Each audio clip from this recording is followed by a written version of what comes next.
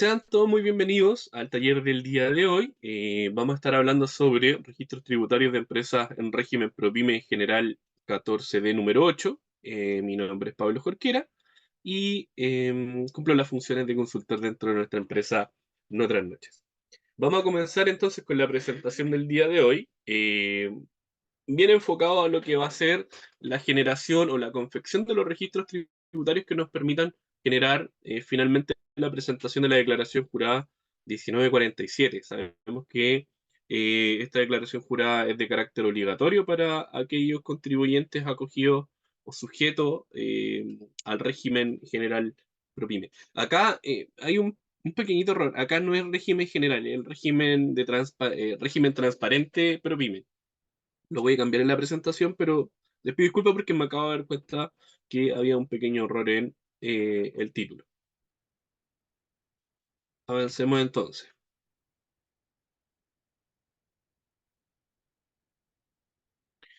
Como les comentaba, en el siguiente taller vamos a analizar la confección de los diferentes registros tributarios que deben presentar aquellos contribuyentes, sujeto a las disposiciones del régimen ProPyme transparente 14D número 8 de la Ley de Impuesto a la Renta. Dentro del aspecto a analizar se encuentra la determinación del resultado tributario a través de la base imponible en base percibida, que vamos a ver qué es la base percibida, el cálculo del capital propio simplificado y el traspaso de información al formulario de la declaración jurada 1947. Primero vamos a partir con un pequeño flujo eh, que lo quise mostrar de esta forma. A ver, primero debemos entender algunas disposiciones generales que tiene este régimen transparente, este régimen 14 de número 8, para efectos de la determinación del resultado tributario y para la ley de impuesto a la renta. Como características particulares del régimen, sabemos que no están obligados a llevar contabilidad completa. Así que si bien acá nosotros partimos hablando de un registro contable y un balance, sabemos que este registro contable, o en este caso el balance, un balance de 8 columnas como lo conocemos, va a ser de carácter opcional para este tipo o para los contribuyentes sujetos a este régimen, ¿cierto? De igual manera, cuando partimos hablando de un registro contable, sabemos que cada uno de los hechos económicos que suceden dentro de la operación de una empresa genera un movimiento o lo clasificamos como un hecho económico. Más adelante vamos a ver que para efectos de la determinación del resultado tributario, vamos a utilizar una base imponible, una renta líquida imponible en base percibida. Eso quiere decir que ingreso menos egreso, pero esos ingresos y esos egresos se producen en algún momento, ¿cierto? Es un hecho económico que sucede, ya sea porque se emite una factura de compra, perdón, porque recibimos una factura de compra, porque emitimos una factura de venta, porque eh, recibimos pago a través de boleta, y es lo más común dentro del 14 de número 8, ¿cierto? Porque acá estamos hablando de empresas o personas jurídicas que tienen un menor tamaño, entonces generalmente son negocios pequeños, y estos negocios pequeños generalmente tienen su operación a través de la boleta, que hoy en día es boleta electrónica. Por lo tanto, el principal movimiento hoy en día dentro de estos contribuyentes está en el pago con Transbank, ¿cierto? Con método electrónico, donde se entrega un voucher que finalmente tiene efectos de boleta. Pero al momento de que nosotros sabemos que debemos determinar entonces esta base imponible en base percibida, sabemos que debemos llevar el control de estos registros de ingreso y egreso. Y este registro de ingreso y egreso, la normativa nos dice que los debemos llevar en un libro caja. Si ustedes me preguntan a mí, si bien es un registro tributario el libro caja que exige el Servicio de Impuestos Internos, igualmente para nosotros como contadores, se registra o se transforma en nuestro registro contable. Es necesario que nosotros podamos llevar ese registro del libro caja para poder determinar posteriormente la base imponible. No nos invalida poder llevar balance.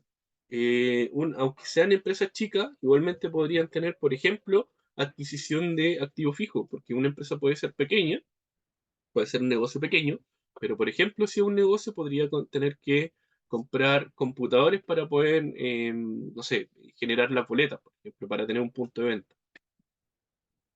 puede tener maquinarias, puede tener las maquinarias, no sé, en las que mantiene los helados, la maquinaria en la que mantiene diversas cosas, donde mantienen la bebida. Entonces, independiente de que pudiesen llegar a ser negocios pequeños, igualmente podrían llegar a necesitar generar un balance, sobre todo porque cuando hablamos de normas tributarias y normas financieras, sabemos que por la norma que se va a regir un banco en el momento de poder entregar un crédito, por ejemplo, a la empresa, no va a ser por la norma tributaria, sino que nos va a pedir algún balance para poder analizar y entregarnos algún tipo de crédito, ¿cierto? Entonces, si bien no están obligados a llevar contabilidad completa, eh, eh, sí pudiese ser eh, eh, confeccionado de manera perfecta un balance. O sea, no sería una locura llevar una contabilidad completa a un contribuyente que esté sujeto a las disposiciones del 14 de oro. Entonces, del registro contable o de este libro de ingresos y egresos, este libro caja que nos exige eh, eh, la ley tributaria o la tributaria en este caso, eh, vamos a poder determinar a través de esos ingresos y esos egresos una renta líquida imponible, insisto, en este caso en base percibida. Y eso también nos va a dar pie para posteriormente poder generar el capital propio tributario. Para efectos de contribuyente en el 14 de 8, los registros tributarios que debemos llevar llegan hasta acá, o sea, renta líquida imponible, capital propio tributario. No deben llevar control de registro de rentas empresariales, por lo tanto, como no deben llevar registro de rentas empresariales, tampoco deben confeccionar el RAI, la renta afecta impuestos. Y eso lógicamente que tiene la lógica en que sabemos que el régimen 14 de 8 está exento del pago de impuestos de primera categoría. Eso es lo primero que debemos tener en consideración. ¿Por qué? Porque cuando determinemos una base imponible, cuando determinamos el resultado tributario de la empresa, no debemos calcular un impuesto de primera categoría. Esa base imponible, ese resultado tributario de la empresa, se va a asignar a los propietarios de la empresa y van a tributar con impuestos finales, sea con impuesto global complementario. ¿Ya? Entonces, son las primeras consideraciones que debemos tener en cuenta al momento de generar una renta de un 14 de 8. A través de este flujo nos va a dar origen entonces tener la información necesaria para poder generar la EJ 1947 y el formulario 22. En el formulario 22 vamos a completar el recuadro 22 y el recuadro 23 para efectos de estos tipos de contribuyentes sujetos a esta norma. En el recuadro número 22 tenemos la declaración o la información de la base imponible y en el recuadro 23 tenemos el capital propio simplificado. Clave para efectos de la DJ 1947 va a ser el recuadro 21, la determinación de la base imponible. El capital propio tributario simplificado no va a ser tan influyente finalmente dentro de la declaración jurada, pero sí se debe informar para poder ir llevando el control de las variaciones de patrimonio que tiene la empresa, ¿cierto? Entonces partimos con la renta líquida imponible. Entendemos que la principal característica de esta base percibida, esta renta líquida imponible en base percibida, es que se tomarán todos aquellos ingresos percibidos en el ejercicio y los gastos pagados en el mismo, por lo tanto, el resultado tributario será la diferencia entre ingreso y menos ingreso.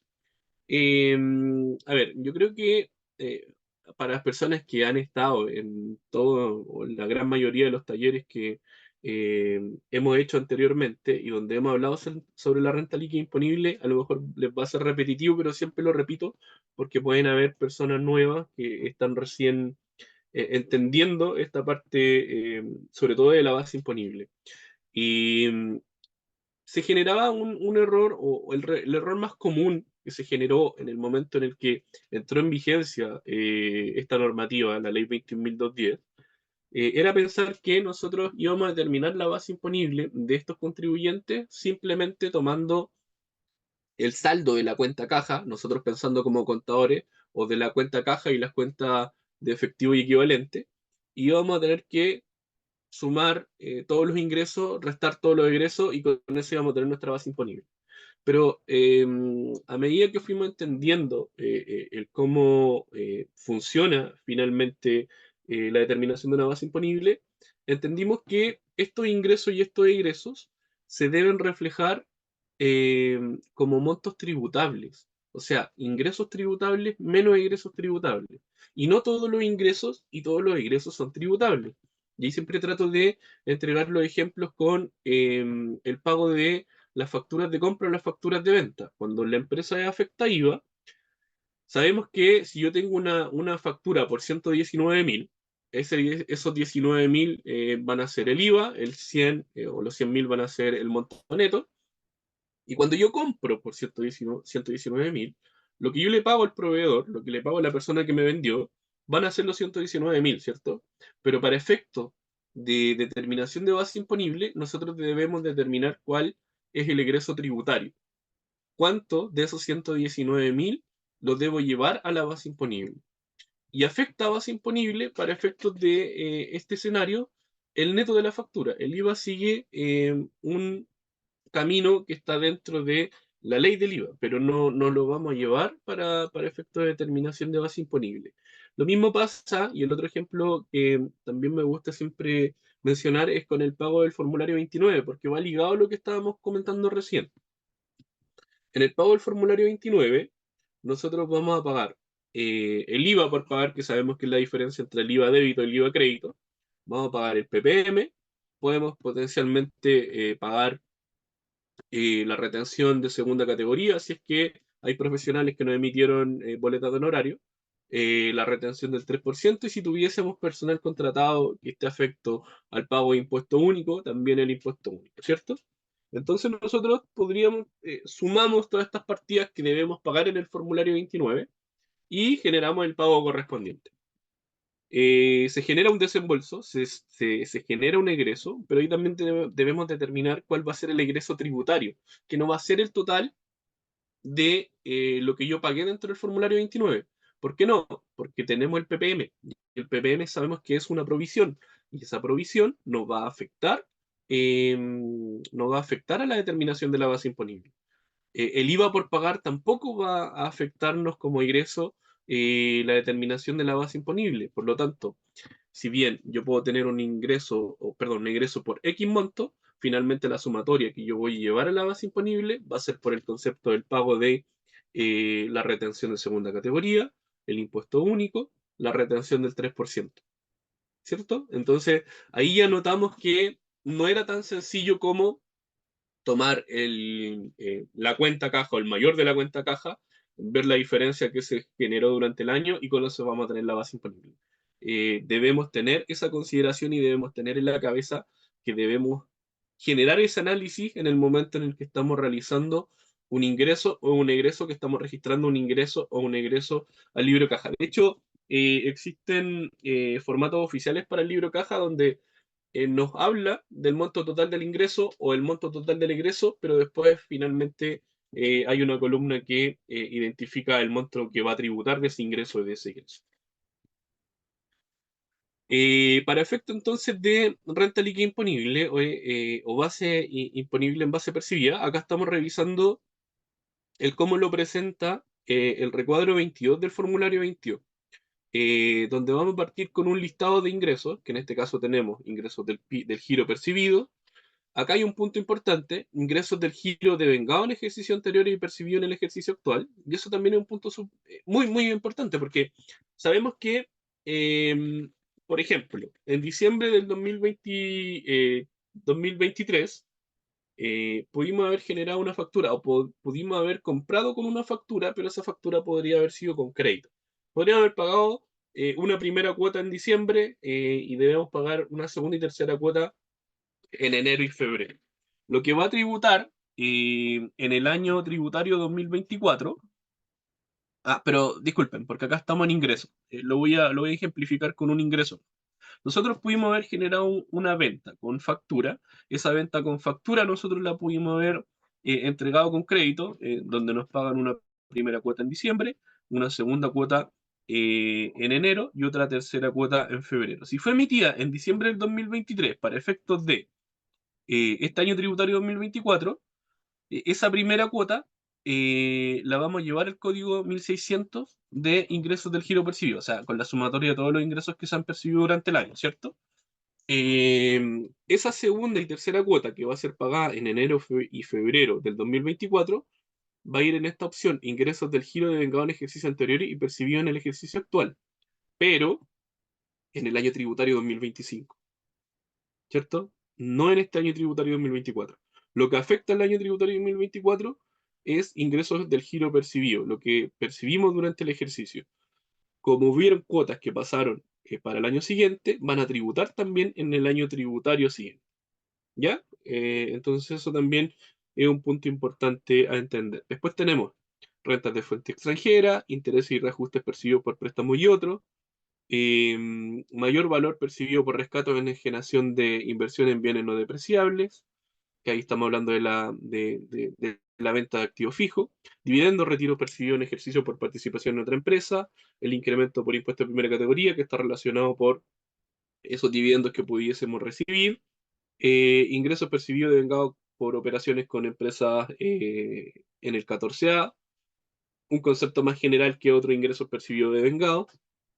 Ya habla de vengados porque hay un concepto en particular que nosotros tendríamos que agregar a la base imponible que no necesariamente representa un flujo de ingreso en este caso, que es la corrección monetaria al PPM. En la corrección monetaria del PPM debemos agregarla a la base imponible sumando. Después está el ingreso diferido y el crédito por activo fijo adquirido en el ejercicio. Eso nos va a dar el total de ingresos anuales y es lo primero de lo que debemos llevar el control. Posteriormente vamos a tener el listado de egresos, que el listado de egresos es más amplio. Acá tenemos la misma figura que en los ingresos, pero en el caso de los gastos. Gastos por saldo inicial en existencia o insumos del negocio en cambio de régimen. Esto generalmente se dio en la entrada en vigencia de esta normativa, de la ley 21.210. Lo mismo que el gasto por saldo inicial de activo fijo depreciable en cambio de régimen. Esto, si bien sigue apareciendo en el formulario 22, se utilizó mayormente cuando tuvimos que cambiarnos del antiguo 14 TER a este 14 de 8 o del antiguo 14A a este 14 de 8. Después tenemos gasto por pérdida tributaria en cambio de régimen, la misma línea. Y acá se da lo que les comentaba anteriormente. Existencia, insumos y servicios del negocio pagados o existencia, insumos y servicios del negocio adeudados en ejercicios anteriores y pagados en el ejercicio actual. Ya, entonces acá lo mismo que conversábamos anteriormente. Si un proveedor nos emite una factura en diciembre, pero es con cuota, lo pagado en el mes de diciembre va a afectar a esta base imponible y lo pagado en enero y febrero va a afectar la próxima base imponible del próximo año tributario. En esta línea de existencia y sumo servicios del negocio deudado en ejercicios anteriores y pagado en el ejercicio actual, para efectos del año tributario 2024, que es el que nos convoca, nosotros tendríamos que agregar una factura que fue emitida en el 2022, pero que se pagó completa o parte en el año 2023. Después tenemos gastos de renta de fuente extranjera, remuneraciones pagadas, honorarios pagados, la adquisición del activo fijo, pagado siempre, siempre importante ese apellido de pagado, arriendos pagados. Posteriormente tenemos gastos por existencias medioambientales, intereses y reajustes pagados por préstamos y otros, amortización de intangibles, pérdida en rescate o en generación de inversión en bienes no depreciables, otros gastos deducidos o deducibles de los ingresos, gastos por o ingresos pagados o adeudados con operaciones en empresas relacionadas, pérdida tributaria de ejercicios anteriores, el crédito por incobrables castigados en el ejercicio. Eso es una estimación y eso lo sabemos, ¿cierto? Pero eso nos va a dar el total de ingresos. Entonces, para poder determinar la base imponible asignada a los propietarios, nosotros vamos a tomar el total de ingresos que anotamos en el código 1610 del formulario 22, del recuadro 22, recordemos, menos el total de ingresos anuales del código 1629, y eso nos va a dar el resultado del código 1630, que es la base imponible Y acá el mismo formulario 22 lo menciona de esta forma que es súper importante que nosotros la entendamos. Base imponible a asignar a propietarios que son contribuyentes de impuestos finales o pérdida tributaria del ejercicio. A asignar. Entonces ahí ya sabemos que este resultado nosotros se lo debemos asignar a los propietarios. Si son dos propietarios con el 50-50, se generó, no sé, un resultado tributario de 20 millones de pesos positivos. Sabemos que 10 millones van a ir para un socio, 10 millones para otro. ¿Cuál va a ser el efecto posteriormente? ¿En qué momento van a pagar algún impuesto? Esos 10 millones van a afectar eh, al formulario 22 de los propietarios, por lo tanto van a aumentar el global complementario y ahí vamos a ver según tabla si es que queda en algún tramo afecto o no. Por eso es que este régimen 14 de 8 es recomendable para aquellas personas que tengan un menor movimiento, porque por ejemplo, ¿qué pasa si una empresa y me ha pasado verme, por eso lo menciono, pero empresas que tienen utilidades que, no sé, tienen un solo propietario nominal o legal según escritura, pero tienen un resultado en la base imponible que es de 80 millones de pesos. Llevemos esos 80 millones de pesos al tramo que corresponda en el impuesto global complementario y vemos cuánto impuesto va a tener que pagar, ¿cierto? Ahí entendemos ya que en el 14 de 3 esos mismos 80 millones de pesos, este año pagan 8 millones de impuestos de primera categoría, pero esos 8 millones se convierten en crédito para el global complementario y el socio tributa cuando genera retiros. Entonces, bueno, ahí hay todo un tema de análisis tributario que se debe hacer para poder asesorar a una persona que esté iniciando actividades o que necesita entender cuál es el régimen que más le conviene, ¿cierto? Después tenemos la definición del capital propio tributario, introducida por la ley 21.210, en el artículo 2, número 10, que nos dice que por capital propio tributario vamos a entender que es el conjunto de bienes, derechos y obligaciones a valores tributarios que posee una empresa, y que dicho capital propio se determinará restando el total del activo que representa una inversión efectiva de la empresa, pasivo exigible. Esto es la definición del método del activo, donde sabemos que tomamos el total de activos, lo depuramos, rebajamos el pasivo exigible y nos da el capital propio tributario. ¿Cierto? Esa es la definición básica del capital propio tributario que debemos saber. Eh, pero, de igual manera, eh, la normativa nos dice que para efectos del 14 de 3 y el 14 de 8 vamos a poder determinar, debemos determinar e informar un capital propio tributario simplificado. En el caso del régimen de transparencia tributaria se deben realizar los siguientes ajustes. Primero, se debe contar el crédito por impuesto de primera categoría asociado a las rentas provenientes de participación en otra empresa, con su respectivo incremento cuando corresponda, por cuanto dichas cantidades no representan un aumento en el patrimonio de la empresa y fueron incluidas anteriormente en la determinación de la base imponible. En segundo lugar, y bueno, va con la lógica de lo que vimos en la determinación de la base imponible. Dentro de una línea se reconoce como ingreso tributario, finalmente alguna renta que provenga de participación en otra empresa. Se deben descontar las cantidades que correspondan a las partidas señaladas en el inciso primero, segundo y tercero del artículo 21, ya que si bien los contribuyentes acogidos a este régimen no están afectos al impuesto de primera categoría, dichos montos no corresponden a rentas, sino que son partidas representativas de disminución de capital. Y recordemos que cuando nosotros hablamos de capital propio tributario, lo que nosotros buscamos, lo que nosotros debemos generar como determinación, eh, son los aumentos y las disminuciones de patrimonio.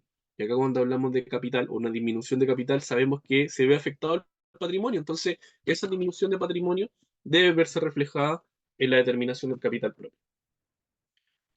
Cuando hablamos de reglas especiales para la determinación del capital propio simplificado, hablamos que, bueno, primero teníamos ese concepto del método del activo, donde teníamos el total del activo depurado menos el pasivo exigible, y eso nos entregaba el capital propio tributario.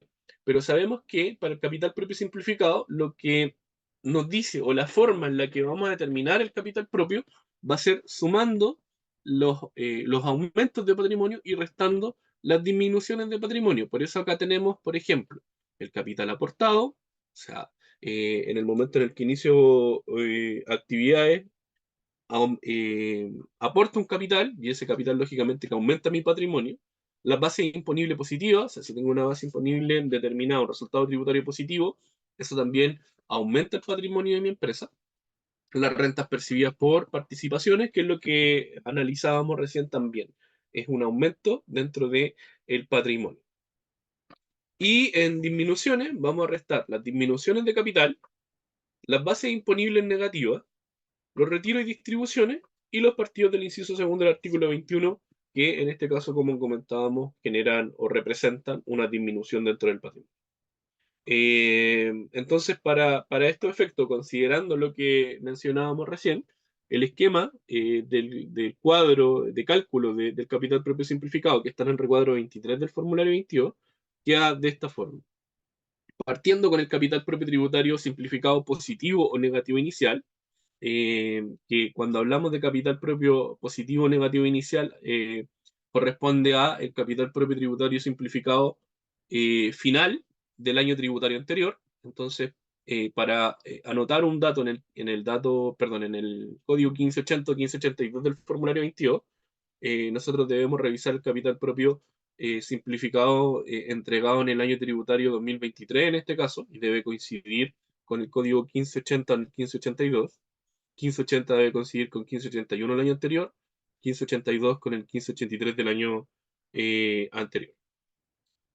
Después tenemos capital aportado a empresas que inician actividad en el año comercial que corresponde a esta declaración, o sea que si la empresa inició actividad entre el 1 de enero del 2023 y el 31 de diciembre del mismo año, el dato nosotros lo vamos a completar en el código 1573, ¿cierto? Entonces de acá ya deducimos que dentro de estas tres primeras casillas va a ir dato en una sola de estas tres líneas.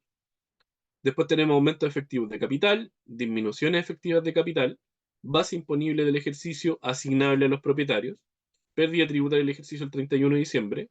En este caso, si fuese una base imponible positiva, lógicamente el código 1712 va a ir sumando, la pérdida tributaria va a ir restando al capital propio simplificado, pérdidas tributarias en ejercicios anteriores, remesa, retiro, dividendo repartido en ejercicio. Acá no están los signos, o sea, no dice si suma y resta, pero acá nosotros debemos tener esa capacidad de análisis. Bueno, el formulario 22 sí entrega los signos, más y menos, pero debemos saber que si yo estoy informando remesa o retiro, dividendo repartido en una empresa y estamos, en este caso, calculando el capital propio, esa remesa, ese retiro rebaja el patrimonio de la empresa, por lo tanto, este código 1576 debe rebajar el resultado final.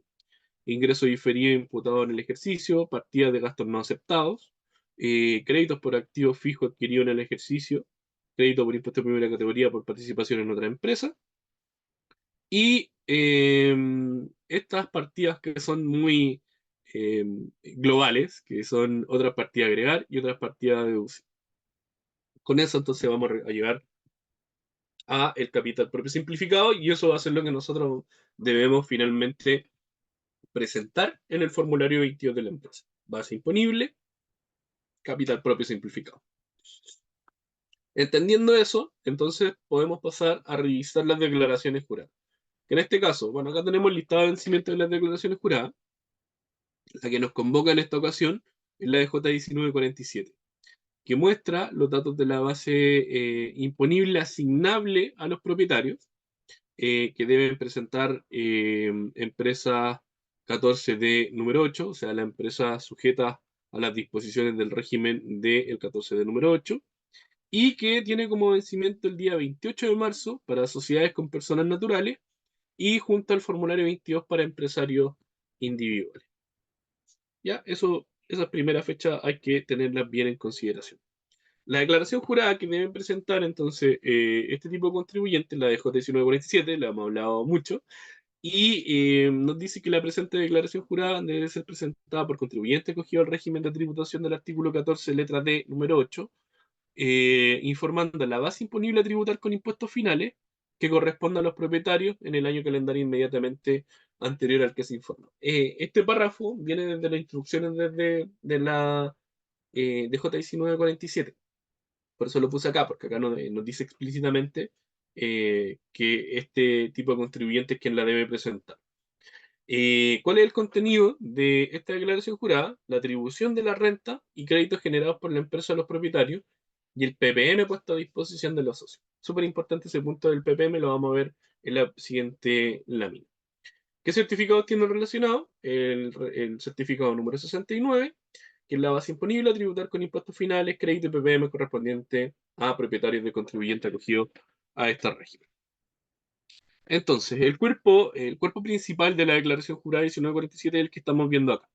En la sección A, la identificación del declarante, y en la sección B, la información que vamos a declarar que acá primero va a ir el root del titular, que entendemos que el root del titular son los propietarios de la empresa, y acá vamos a informar la base imponible a tributar con impuestos finales. ¿Cuál era la base imponible a tributar con impuestos finales? El resultado de la base imponible asignado al propietario. Si es un solo propietario el de la empresa, o sea, el total de la base imponible va a ir en este código C3 como se ve acá, en base imponible a tributar con impuestos finales. Si son dos o más propietarios, por cada uno de los propietarios se va a asignar esa base imponible en proporción a la participación que tiene dentro de la sociedad. ¿Ya? Entonces, el primer punto importante es que debemos saber que debemos completar entonces el root del titular y la base imponible. Además, bueno, la misma declaración jurada lo dice así, datos informativos. Si los socios generaron retiros durante el ejercicio, se deben informar esos retiros, remesas o distribuciones del ejercicio en el código C5. Y acá un punto importante a diferenciar. Lo que va a tributar va a ser la base imponible que se le asigna al propietario. El retiro va a ser solamente un dato accesorio, un dato informativo. Después vienen créditos por impuesto de primera categoría, pero estos generalmente tendrían que venir por rentas percibidas de otras empresas. Ya sabemos que acá no existe la figura del crédito por no tener que, o por estar exento del pago de impuesto de primera categoría. Y el punto importante es el PPM puesto a disposición de los propietarios. Este PPM puesto a disposición de los propietarios va a venir del PPM pagado durante el año, que lo vamos a poder poner a disposición de los propietarios en proporción también a su participación dentro a su participación dentro de la sociedad. Pero acá hay un punto importante, ¿y por qué lo menciono? Hay empresas a ver, tenemos la figura de contribuyentes que están sujetos a este régimen, que tienen sus negocios con su RUT de persona natural. Pero también tenemos la segunda figura, que es de contribuyentes que están sujetos a esta norma, en donde existe un RUT de persona jurídica, por lo tanto hay un formulario 22 a presentar por esa persona jurídica, y lógicamente que el RUT de la persona natural, que es el propietario de la empresa finalmente. Pasa que en el formulario 22 de la persona jurídica piden la devolución del PPM, y generalmente el Servicio de Impuestos Internos lo acepta, le distribuye el PPM y lo devuelve a la empresa, pero además de la declaración jurada, informan este PPM puesto a disposición de los socios. Este PPM puesto a disposición de los socios que vemos en la declaración jurada se va a traspasar posteriormente al formulario 22 del socio.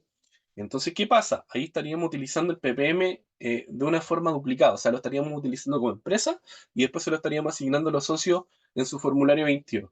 Y que es con derecho de evolución. Por lo tanto, ¿qué va a hacer el Servicio de Impuestos Internos? Le va a decir, no, yo le voy a observar este formulario 22 del socio y le voy a decir que ese PPM puesto a disposición de los socios no corresponde que lo utilicen porque yo lo utilizó la empresa. Entonces ahí hay un punto importante a determinar cuando se genere la presentación de la renta de este tipo de contribuyentes. Ya, entonces hasta ahí la presentación teórica. Ahora vamos a ver una parte práctica.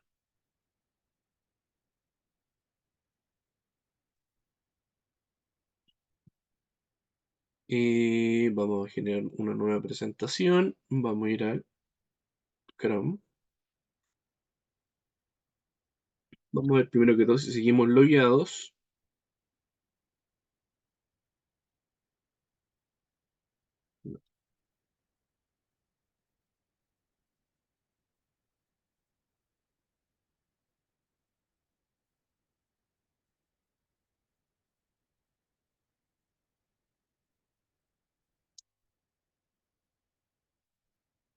Entonces, como comentábamos anteriormente, el primer punto importante dentro de la determinación de la renta de una empresa acogida al 14 de número 8 va a pasar porque se debe registrar o va a existir un registro contable, donde pueden estar el pago cliente del año anterior, donde van a estar posteriormente el pago de la previsión si es que existen sueldos, los pagos de los formularios 29, la centralización de las compras y las ventas, etcétera. Para efectos de nuestro sistema, en el momento en el que se genera un movimiento de flujo, ya sea de ingreso o de egreso, con la cuenta determinada correspondiente que afecte este flujo de ingreso y egreso, en este caso acá tenemos el Banco del Estado, al momento de hacer la opción o generar la opción guardar comprobante, va a aparecer este mensaje. Nos dice que el comprobante contable se ha registrado exitosamente, sin embargo, contiene uno más registros correspondientes a su régimen tributario. Por favor, complete los registros a continuación y nos consulta si desea o no realizar el registro. Al darle la opción registrar, acá vamos a tener la opción de determinar el tipo de documento contable que estamos registrando, el RUT emisor en el caso que corresponda, la fecha de la operación, una velosa, el monto neto. Al momento de ingresar el monto neto se va a calcular el monto del IVA. Por lo tanto, vamos a tener el monto total, en este caso percibido, o el monto total de, en este caso, de la factura, con el monto que coincide con el monto percibido, pero el monto tributable, el monto que vamos a llevar para efecto de determinación de base imponible, va a ser el monto tributable. Y este monto tributable nosotros lo vamos a poder clasificar en las partidas que vemos acá. Ingresos percibidos, ingresos del giro devengado en ejercicio anterior y percibido en el actual. Que ese sería el concepto que corresponde en este caso, porque la glosa nos decía que es la cancelación, el pago que nos generan los clientes, pero que viene desde el 2022. Percibido el 2023, devengado en el 2022. Y después tenemos una serie de partidas que son bien similares a lo que vimos recién en la parte teórica. Rentas de frente extranjera, intereses y reajustes percibidos por préstamo y otro, mayor valor percibido por rescate o enajenación de inversiones en bienes no depreciables, dividendos percibidos, ingresos percibidos vengados por operaciones con empresas relacionadas, y después vemos que está otro ingreso, después está el listado de egresos con existencia y sumo y servicios del negocio pagado, existencia y sumo y servicio del negocio adeudado en ejercicio anterior y pagado en el ejercicio actual. Y después vemos estas remuneraciones, honorarios, activo fijo, arriendos, etcétera. Acá este listado lo actualizamos para efecto de esta renta, de hecho, para clientes que vienen trabajando hace un tiempo atrás, recordarán que habían algunos conceptos que estaban más y globalizados. Por ejemplo, estaba remuneración, honorario en el mismo concepto. Todo eso lo separamos para que podamos posteriormente generar un traspaso de la base imponible más fluido hacia el formulario 21. Lo importante es que en el momento de generar un registro contable, nosotros vamos a tener esa opción de poder generar también este registro tributario, que primero que todo va a alimentar en el régimen 14 TER y ProPyme, en el régimen ProPyme, el registro de ingreso y egreso. Por ahí vi que me preguntaban sobre el libro caja. Tenemos los formatos oficiales para poder presentar el libro caja a la persona que no recuerdo quién fue, pero que hizo esa pregunta hace un ratito. Entonces acá vamos a tener un mantenedor que nos va a mostrar el detalle de cada uno de los movimientos que nosotros fuimos registrando dentro de este registro de ingreso y egreso. Y dentro de este registro de ingreso y egreso, de igual forma podríamos revisar el movimiento. En este caso vemos que el pago del formulario 29, y en este caso, este pago del formulario 29 tiene un monto por 30.000 y dice honorario pagado. ¿Por qué honorario pagado? Por lo que conversamos anteriormente. Este monto debe corresponder en el registro contable a el monto de la retención que nosotros pagamos en el formulario 29. Por eso, el monto percibido, o en este caso el monto pagado, es de 2.503.600. Claro, porque en el formulario 29 está el pago de el IVA, está el pago de el impuesto único, la retención de segunda categoría, que en este caso se ajustaría y por eso está clasificado en honorario pagado. Y hay un punto importante también, porque para efectos del formulario 21 nosotros debemos presentar el total del honorario, el honorario más la retención en la línea de honorario.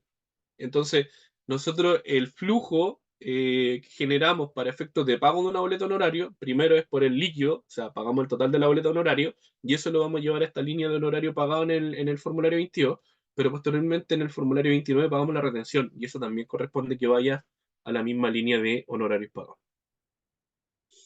Ya, entonces acá vamos a poder ver el detalle de los ingresos y egresos, y este detalle de ingresos y egresos posteriormente, en el módulo tributario, en la renta líquida imponible, vamos a ir al año tributario 2024 y vamos a ir entonces al régimen 14D número 8. Y en el régimen 14D número 8 tenemos la opción de traspasar la información. Eso quiere decir que toda esa información que fue contabilizada y llevada al registro de ingresos y egresos nos va a generar esta determinación de la renta líquida imponible en base percibida. Y acá vamos a ver que tenemos los mismos conceptos que vimos anteriormente. Ingreso del giro percibido, ingreso del giro de vengado en ejecución anterior y percibido en la actual. Vamos a ver que es prácticamente una fotocopia de lo que es el formulario 22 en el recuadro número 22. ¿Por qué? ¿Qué lógica sigue esto? Que al momento de tener ese traspaso de información que viene contabilizado, posteriormente también lo vamos a poder traspasar directo al formulario 22.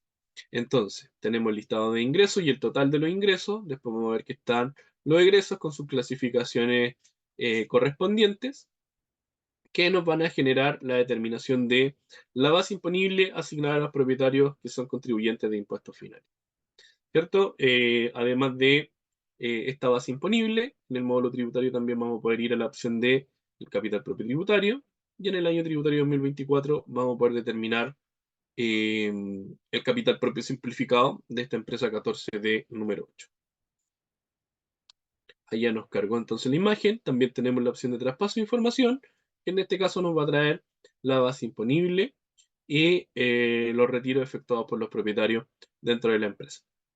Estos formularios funcionan como formulario de cálculo, o sea, ustedes podrían agregar información si es que es necesario para efectos de poder completar este registro y en este caso también posteriormente poder traspasarlo al formulario 22.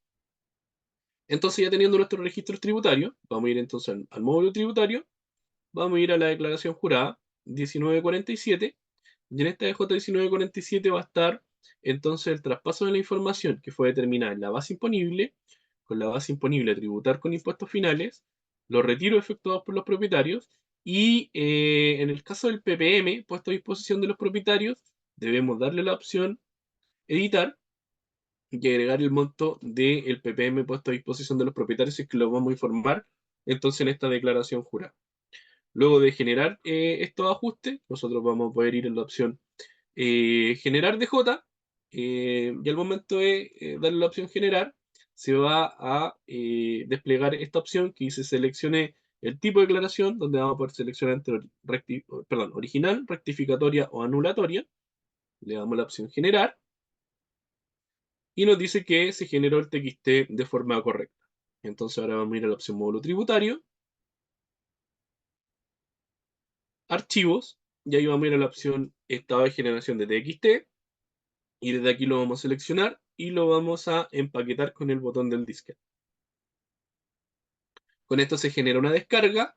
La descarga del archivo va a ser un archivo en formato zip y ese zip va a ser el que ustedes van a poder cargar en servicio de impuestos internos y que van a poder utilizarlo para efectos de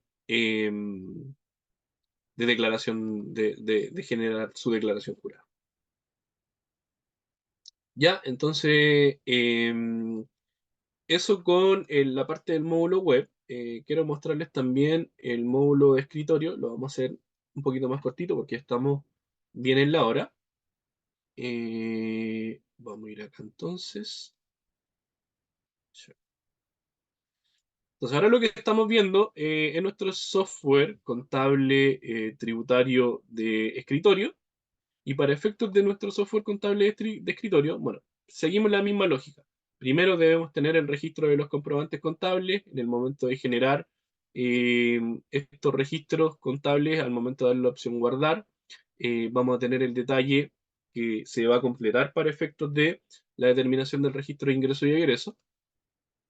Ese registro de ingreso y egreso lo vamos a llevar en control en la opción módulo tributario, en el régimen PROPYME, la opción registro de ingreso y egreso. Aquí vamos a ver el detalle completo y aquí vamos a poder ver cada uno de los movimientos registrados, ¿cierto?